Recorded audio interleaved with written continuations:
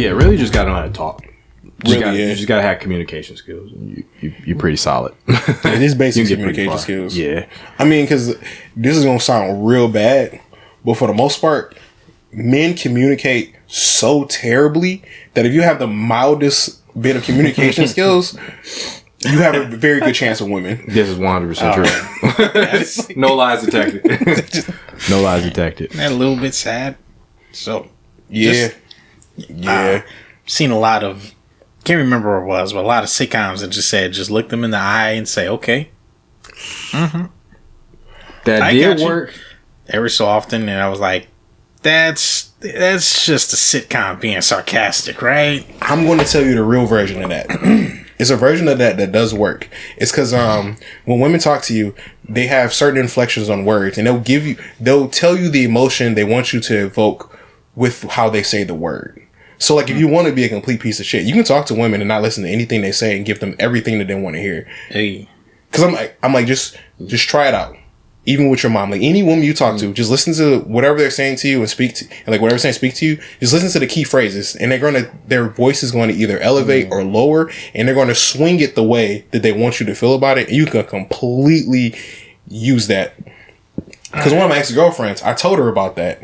And then I did it to her, and she didn't even know I did it to her. And I can repeat back what she was saying. Not exactly, but I got the gist of what she was saying, all because of that. And she was even more mad at me. Because I told her to see used it on there. And it worked. And you guys know this. You guys know this ex-girlfriend. This is awkward. Oh, yeah. No, he gave me the game on that years ago, but I remember learning that in, like, high school. Just talking to girls over the phone. Because they talked a lot. In high school, that's something that more so works younger. It definitely works younger, like teenage, early 20s. Yeah, for sure. I definitely remember those conversations where it was like, there wasn't a lot of common ground, and you just wanted to be on the phone with that person, but they didn't want to talk about stuff you wanted to talk about. You didn't really want to talk about stuff they wanted to talk about. So yeah, you just listen. Yeah, because that's what a lot of people want anyway. They just want you there. Yeah, and I mean, at the end of the day, you're trying to smash. So I mean, like, you gotta play the role. You gotta play the role sometimes. You know what I mean? I'm not proud of it, but I mean, I did some. The good thing is Mark doesn't do it anymore. Probably mostly. But back then, hey, you gotta get through life somehow. I figured it would be even more so, with marriage, except it'd be, real connection. The problem with it is the problem is in marriage. Like, even when you're like kind of annoyed with the person, whatever, when you try to do that, they know your tendencies just as much as you know their tendencies. I'm feeling so disillusioned here, and it's making me scared. It's easy to reverse. No, like, it's fun. It's one of those things where it's like when you've been married or been in a relationship so long, it's like you know each other so well that, like, when you're mad at someone or irritating, you want to be a little bit petty, you just have a little bit more ammo to do it. Because you know how they'll react, you know how they'll do stuff, whatever. And it's just like, I don't know. It happens sometimes. Yeah, it happens sometimes. The thing with, as you get older, you learn, that becomes kind of a skill. Like, you learn what's important, what's not important with the person you're talking to, you're communicating with. So like what to listen out for and what's not important. Because as adults, we're, especially nowadays, we're so like, everything's like a time crunch. Everything's like, you are multitasking all the time. So it's like, if you're multitasking, doing all these things, you don't necessarily have time to listen to everything this person says. That's unfortunate. Yeah. That's unfortunate, but true, because your mind is doing so, because you really have to think about, certain things at a certain time to get certain things done. So you're going to tune people out occasionally, but you become more strategic with it to hone in on the important stuff. But like work meetings. Oh, God. Work meetings. I'm the worst in work meetings. So I'm like, if it doesn't pertain to me or my direct department, I was never there. Yeah. Like, I was sitting there, but I was never there. I'm really bad with that. Usually, thankfully, I got so much work that I have constant excuses to not attend because mine is all Zoom based or whatever. I'll slow clap to that. But I've been really good at that. Like, we have morning meetings. I don't attend a lot of those either.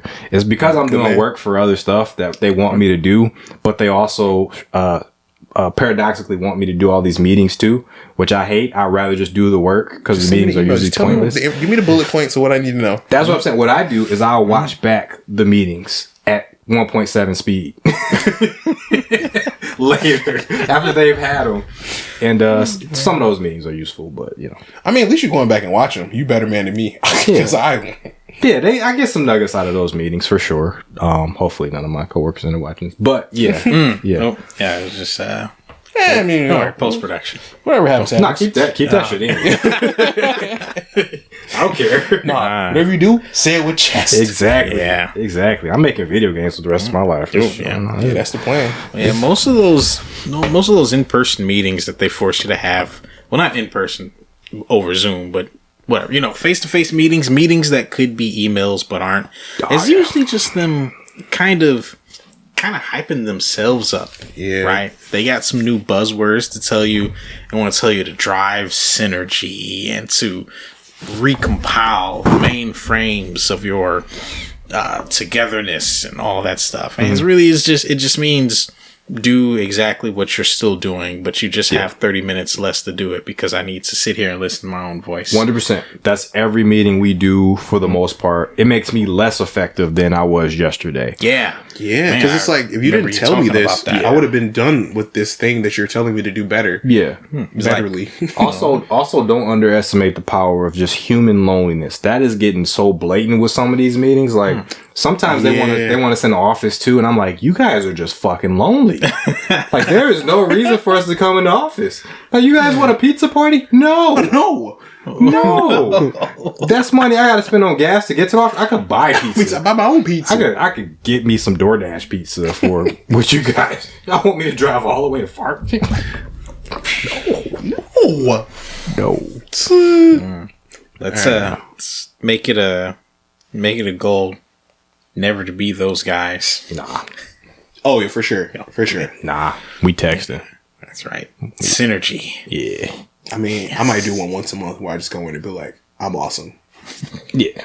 Good day. We should do like maybe a work party once a month, like Yeah, I'm like, that. I like mixer type deals. Like just hang out in the office, chill, working. You don't end up doing a lot of work, but yeah. Like just good vibes. But I mean, like with all those stuff where they're going around like the 4-day work weeks and like I saw a couple reports like 4-day work weeks. It's like they're increasing proficiency in the companies by like 300%. Just by giving people extra day because it was like.